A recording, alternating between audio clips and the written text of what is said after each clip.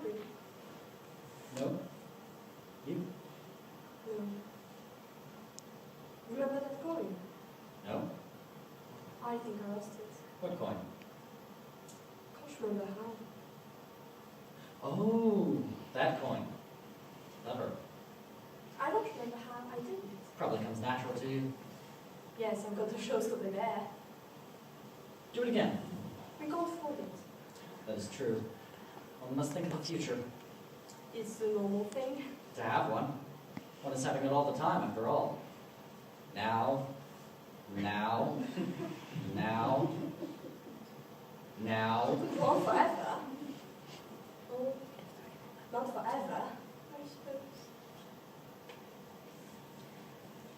Do you ever think of yourself as actually dead, lying in a box with a lid on it? No? Nor do I, really. Anyway, think about it. I mean, one thinks of it like being alive in a box, one keeps forgetting to take into account the fact that one is dead. Which should make a difference, shouldn't it? I mean, you never know you were in a box, would you? It would just be like being asleep in a box. Not that the light sleep in a box, mind you, not without any air. You'd wake up dead for a start. And then where would you be? Apart from inside the box. That's the bit I don't like, frankly, that's why I don't think of it. Because you'd be helpless, wouldn't you? Stuffed in a box like that. I mean, you'd be in there forever, even taking into account the fact that you're dead, really. Ask yourself, if I ask you straight off, I'm going to stuff you in this box now. Would you rather be alive or dead? Naturally, you'd prefer to be alive. Life in the box is better than no life at all. I expect. I mean, you'd have a chance at least. You could lie there thinking, well, at least I'm not dead. Someone's going to bang on the lid and tell you, come out. Hey, you, what's your name? Come out of there! Don't make the floor to death. I wouldn't think about it if I were you. You'd only get impressed. Eternity is a terrible thought. I mean, where's it going to end? Two early Christians chance to meet in heaven. Sort of Tarsus yet, cried one. What are you doing here? Tarsus Martius, well, I'm one already. They don't care. We come for nothing. We could remain silent till we grin in the face, they wouldn't come. Red, blue. Come out talking! We have no control. Not at all. Whatever became of the moment when one first knew about death? There must have been one moment in childhood when it first occurred to you that you don't go on forever. You must have been shattering, stamped into warm memory, and yet I don't remember it. It never occurred to me at all. What does one make of that? We must be born with intuition of mortality before we know the words for it, before we know that there are words. Out we come, bloody and squalling with the knowledge that for all the masses in the world there's only one direction. And time is its only measure. Well, I won't stand for it. In future, notice will be taken. Keep out then! I forbid anyone to enter! That's better. Trapped followed by eternity. Worst of both worlds. It is a terrible thought. Did he receive you well? Most like a gentleman. But with much forcing of his disposition. Did you assign him any pastime? Madam, it so fell out that some players we are out of the way. Of this we told him, and that is in him a kind of joy to hear of it. They are here about the court, and as I think they have already ordered now to play before him. 'Tis most true, and he beseeched me to entreat your majesties to hear and see the matter. With all my heart, it doth content me to hear him so inclined. Good gentlemen, drive his purpose into these delights. We shall, my lord. Sweet Gertrude, leave us too. We have hither sent for here Hamlet, so that it were by accident he may hear affront Ophelia. Never a moment's peace. In and out, on and off, they're coming at us from all sides. You're never satisfied.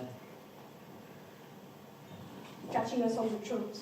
Why can't we go by them? What difference would it make? I'm going.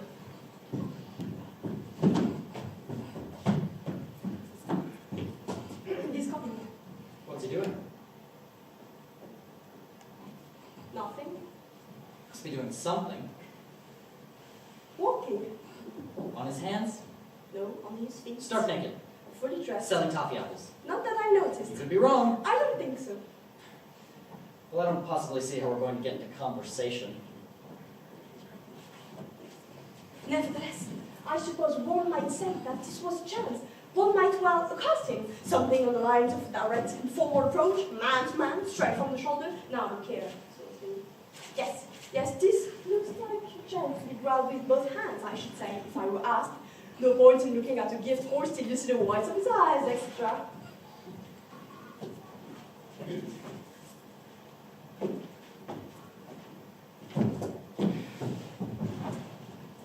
Where overall, that's the trouble when it comes to the point where it comes to their personality.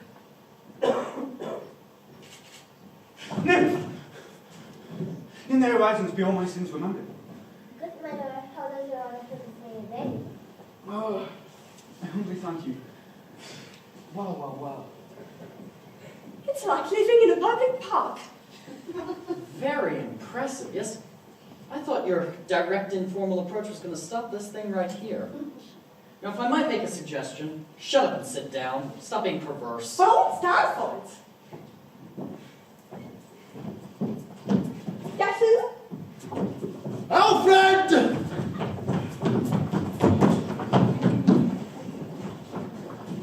Excuse me. Oh, I beg your pardon. What did he do? I put my foot down. I was on the floor. Put your hand under his foot. Right, Why? not much time. What are you doing? Dress rehearsal. Now, if you two wouldn't mind staying there, and for goodness sake, try to remember what we're doing. We use the same costumes more or less, and they forget what we happen to be in. Alfred, stop picking your nose! When queens do it, they do it by a cerebral process passed down in the blood. Act one! Silence! Good. Full furniture chimes, I suppose. No, dumb show first, your confounded majesty! They're a bit unpacked, but they pick up marvellously for the depths. It brings out the poetry. How nice. There's nothing more unconvincing than an unconvincing depth. I'm sure. Again! Silence. Good.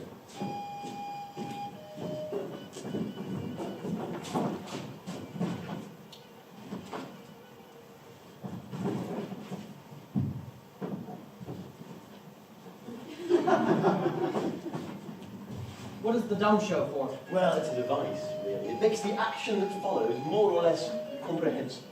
You understand that we are tied down to a language which lacks, makes up for the obscurity when it lacks in style.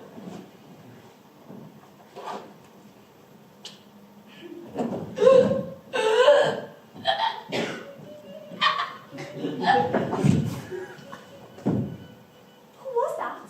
The king's brother and uncle to the prince. Not exactly fraternal. Not exactly avuncular as time goes on.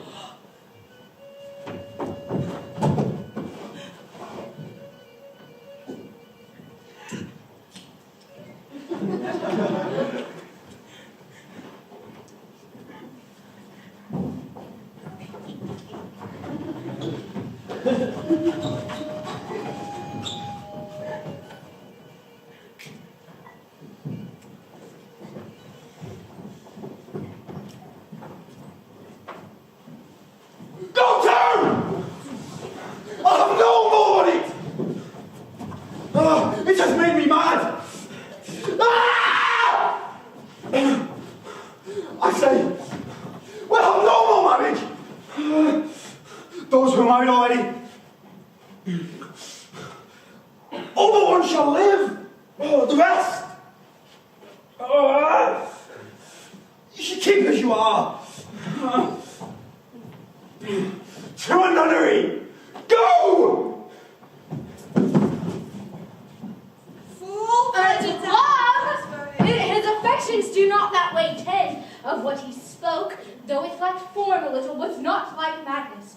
There's something in his soul, and his melancholy sits unbrooded. And I do doubt that the disclose and the hatch will be some danger, for which to prevent, I have quickly set it down that he shall with speed to England.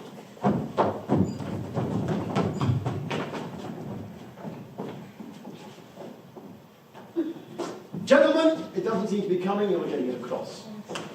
What did you think of that? What was I supposed to think? You're getting it across! That didn't look like love to me. It was a mess! It's going to be chaos on the night. Keep back for spectators. Act 2 positions. That wasn't the end? Do you call that an ending with practically everyone on their feet? My goodness, no. Over your dead body. How am I supposed to take that? Lying down. You understand that there is a design at work in all art. Events must play themselves out to aesthetic, moral, and logical conclusion. And what's that in this case? Well, we aim at the point where everyone who is marked for death dies. Mark?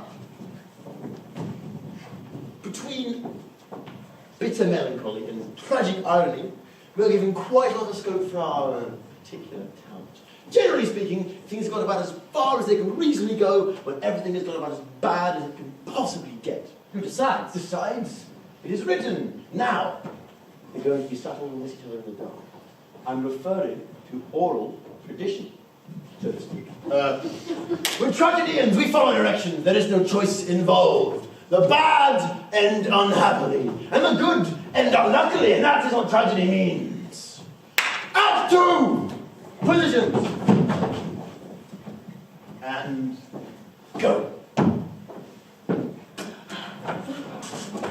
Having murdered his brother and wooed the widow, the poison amounts to throat. Here we see him and his queen give rein to their unbridled passion. She, little knowing the man she holds in her Oh, arms. I said, hey, really? You can't do that. I mean, people won't come expecting sordid and Russian filth. You're wrong. They do. Murder, seduction, incest. What do you want? Oh, sorry. For the beginning, it's on his hand. And you? I prefer art to mirror life, if it's all the same to you. It's always up to me.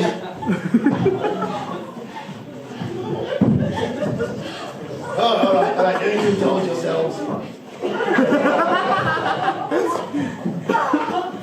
I command it. Lucianus, nephew to the king. Next! Lucianus, nephew to the king. Usurped by his uncle and shattered by his mother's incestuous marriage, loses his reason, throwing the court into turmoil and disarray as he alternates between bitter melancholy and unrestricted lunacy. Ah! Staggering from the suicidal to the homicidal. Until at last, he confronts his mother and in a scene of provocative ambiguity, begs her to repent and to recant. The murderous king, haunted by fear, tormented by guilt, decides to dispatch his nephew to England and entrusts the undertaking to two smiling accomplices, two friends, courtiers, to two spies, giving them a letter to present to the English court. And so, they depart on board ship. And they arrive, and they disembark, and present themselves before the English king. The English king! But where is the prince? Where indeed a twist of fate and cunning has put into their hands a letter that seals their fate. Traitors hoist by their own petards, or victim of the gods. We shall never know!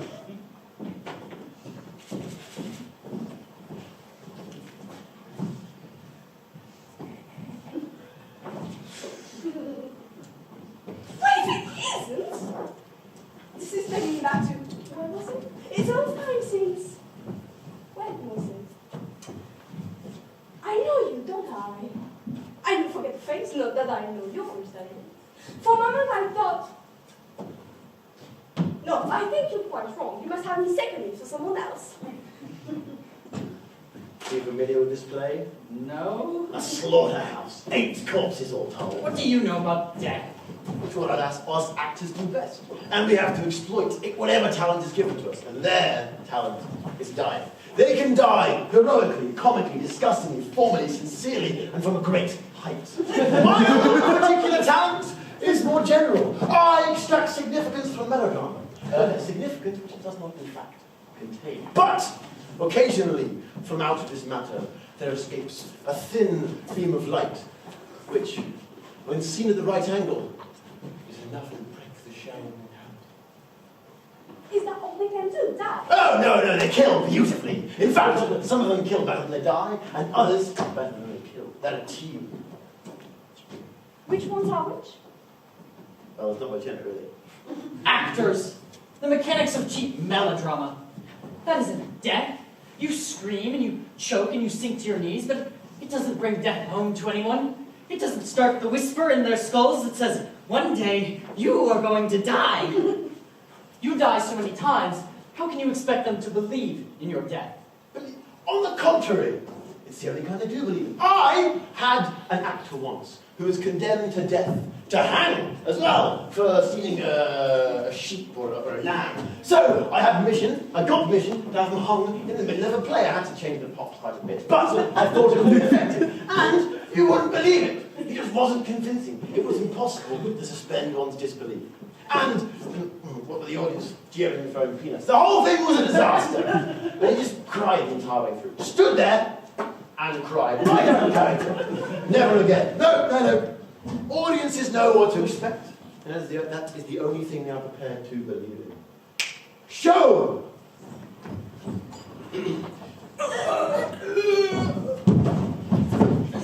No. You've got it all wrong. That isn't death. That does not...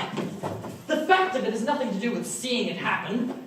It's not gasps and blood and falling about. It's just a man failing to reappear. Now you see him and now you don't. Here one minute and gone the next and never coming back. It's an exit. Unannounced and unobtrusive. A disappearance. Gathering weight as it goes until finally it is heavy with death.